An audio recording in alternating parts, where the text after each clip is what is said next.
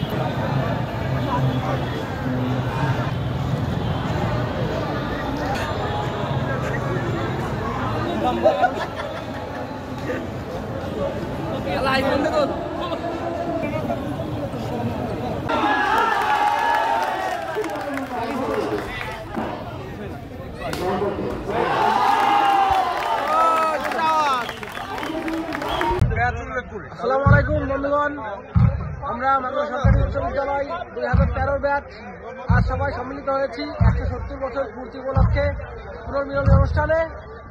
আমাদের সাথে আছে ১৩ ব্যাচের বন্ধুরা। সবাই হ্যালো করো।